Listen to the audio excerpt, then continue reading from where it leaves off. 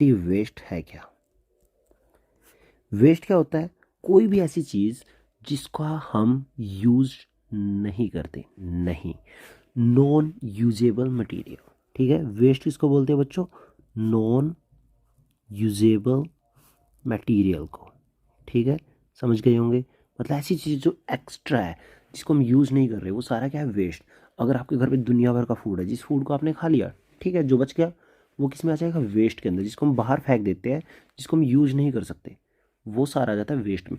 ऐसा नहीं है कि जिसको आप यूज़ कर सकते हो, जैसे आपका चार्जर आप यूज़ कर रहे हो, वो वेस्ट मटेरियल नहीं है।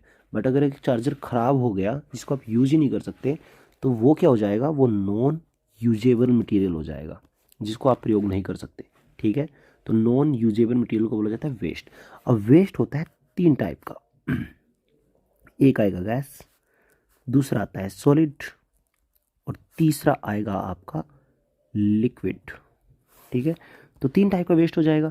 हमारे सिलेबस के अंदर है सॉलिड के बारे में, हम स्टडी करेंगे सॉलिड को।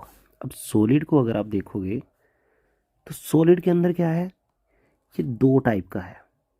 एक है बच्चों बायो डिग्रेडेबल, और दूसरा है नॉन बायो डिग्रेडेबल। 2 टाइप का है सॉलिड वेस्ट, एक बायोडिग्रेडेबल और दूसरा क्या है? Non biodegradable.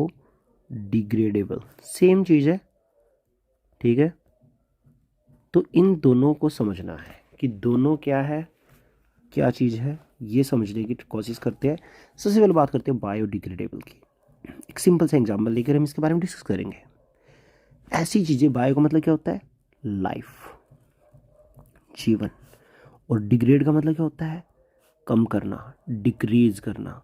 ठीक है, या किसी चीज़ को ख़त्म करना। ठीक है, मतलब कोई चीज़ ख़राब हो जाती है, बिल्कुल ही ख़राब हो जाती है, और ख़राब होकर वो बिल्कुल ही ख़त्म हो जाती है, तो वो चीज़ होती है बायोडिग्रेडेबल। अब देखो, लाइफ की इसके अंदर बात करनी है। मतलब बायोडिग्रेडेबल सब्सटेंस कौन सी है? ऐसी चीज़ें जिसको बैक्टीरिया और फंजाई डिग्रेड कर सकते हैं। मतलब जिसको बैक्टीरिया और फंजाई खा जाते हैं और खा के उसको कम कर देते हैं, उसको डिस्ट्रॉय कर देते हैं, ऐसी चीज़ों को बोला जाता है बायोडिग्रेडेबल सब्सटेंस। तो हम क्या लिख सकते हैं इसके अंदर? Can be degraded. डिग्रेडेड मतलब ख़त्म कर सकते हैं, ठीक है, डिस्ट्रॉय कर सकते हैं बाय बैक्टीरिया। कौन खा जाएगा इसको? Bacteria and fungi. तो ये दोनों ध्यान रखना है, बैक्टीरिया और फंजाई। अब दिमाग में ये मत लेकर ना कि बैक्टीरिया और फंजाई क्या है। बैक्टीरिया तो अभी अगर आप फ़ोन की स्क्रीन देख रहे हो तो उसके ऊपर दुनिया भर के बैक्टीरिया घूम रहे हैं। और फंजाई आपको अपने घर में मिली जाएगी, अचार में मिल जाएगी, या कहीं ना कहीं लगी हुई मिल जाएगी। ठीक है, तो बैक्टीरिया और फंजाई दो का ध्यान रखना है। ये दोनों क्या करते हैं? ये चीज़ों को ख़राब कर देते हैं, और ख़राब करके उनको डिग्रेड कर देते हैं। अब सिर्फ बायोडिग्रेडेबल की एक डेफिनेशन ध्यान होनी चाहिए। दूसरा क्या ध्यान रखना है कि ऐसे कौन सी चीज़ें होती है जिसको बायोडिग्रेडेबल सब्सटेंस हम बोलते हैं। ऐसी कौन सी चीज़ें जिनको बैक्टीरिया और फंजाई ख़त्म कर सकते हैं। देखो, तो आपको याद होगा, अपना टिफ़िन लेके जाते हो, टिफ़िन के अंदर होता है आपका फूड। ठीक है, फूड में आप कुछ भी लेके जा सकते हो, बर्गर हो गई, नूडल्स हो गई, कुछ भी। आपका जो टिफ़िन होता है वो या तो बना होता है प्लास्टिक का, या बना होगा स्टील का। ठीक है, इन दोनों में से एक चीज़ होगी, स्टील या प्लास्टिक। अब अगर आप ध्यान दोगे कि अगर इस टिफ़िन को 5, 7, 10 दिन के लिए रख दिया जाए, तो जो अंदर का फूड होगा वो तो डिग्रेड हो जाएगा, वो तो हो जाएगा ख़राब। बट आपका जो प्लास्टिक है, प्लास्टिक का टिफ़िन है या स्टील का टिफ़िन है, वो ख़राब नहीं होगा। तो इससे तुम्हारे दिमाग में ये नहीं आता कि जो तुम्हारा फूड है वो कैसी चीज़ है, वो कैसी चीज़ है जो डिग्रेडेबल है, जिसको डिस्ट्रॉय किया जा सकता है। बट जो तुम्हारा फूड है वो नॉन डिग्रेडेबल के अंदर आ जाएगा। सॉरी, फूड किसके अंदर आएगा? डिग्रेडेबल के अंदर। और प्लास्टिक एंड स्टील ये किसके अंदर आ जाएगी? नॉन डिग्रेडेबल के अंदर। देखो, दूसरी चीज़ क्या है? जो तुम्हारी बुक्स होती है, बुक्स को रख दो, अगर वो रखी रहेगी तो वो ख़राब हो जाएगी। सिंपल सी चीज़ है, वो भी किसके अंदर आ जाएगी? बायो डिग्रेडेबल सब्सटेंस के अंदर आ जाएगी। ठीक है, जिससे हमारा फूड हो गया। अगर फूड की मैं बात करूँ, पेपर हो गया, पेपर मतलब बुक। ठीक है, और क्या है भाई? हमारे कपड़े हो गए। कपड़ों के अलावा अगर हम बात करेंगे, लकड़ी हो गई, लकड़ी को भी बैक्टीरिया और फंजाई खा सकते हैं। ठीक है, लकड़ियों पे तो अगर अभी आप लोग देखोगे तो फंजाई लगी हुई मिल जाएगी आसानी से, और वो पूरी तरह से उसको डिस्ट्रॉय कर देती है। ठीक है। और इनको तो ना जैसे कि और भी बहुत सारे इंसेक्ट होते हैं, कीड़े मकोड़े, जो लकड़ी को खा जाते हैं। जैसे दीमक होता है, वो पूरी लकड़ी को खा जाता है। अब आते हैं नॉन बायोडिग्रेडेबल सब्सटेंस। आखिर सबसे पहले तो हम बात करेंगे इनकी डेफिनेशन की कि नॉन बायोडिग्रेडेबल सब्सटेंस क्या है। ठीक है।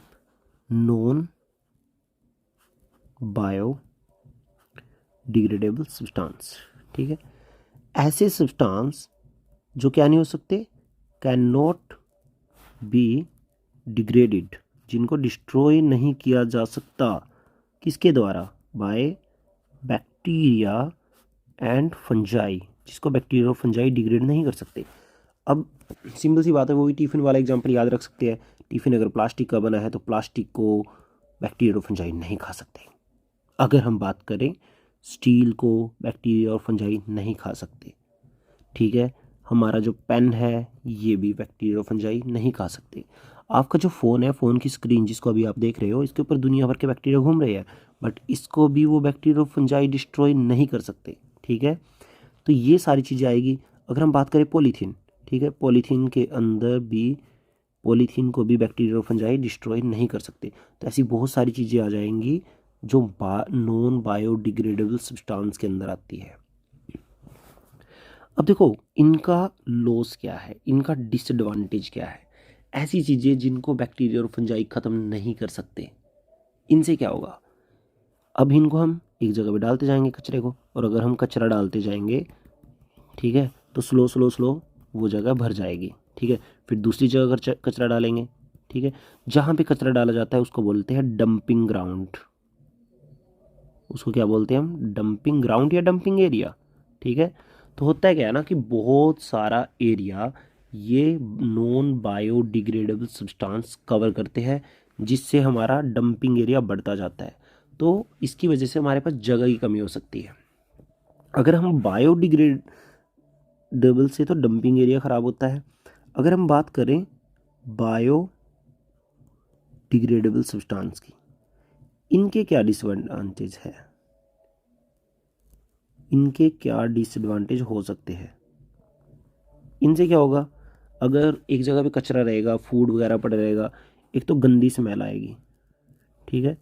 बैड स्मेल वहाँ से आएगी, और अगर ज़्यादा ही गंदगी हो जाएगी तो डिजीज़ फैलने का खतरा भी हो जाता है। तो ये दो चीज़ें हैं, दोनों ध्यान रखनी है। ठीक है। इसके बाद नेक्स्ट टॉपिक, किसके ऊपर आपको वीडियो चाहिए वो आप कमेंट कर सकते हो, एंड वीडियो को लाइक कर सकते हो, शेयर कर सकते हो अपने फ्रेंड्स के साथ। और finally thank you very much. Happy रहो, एग्ज़ाम की तैयारी करते रहो।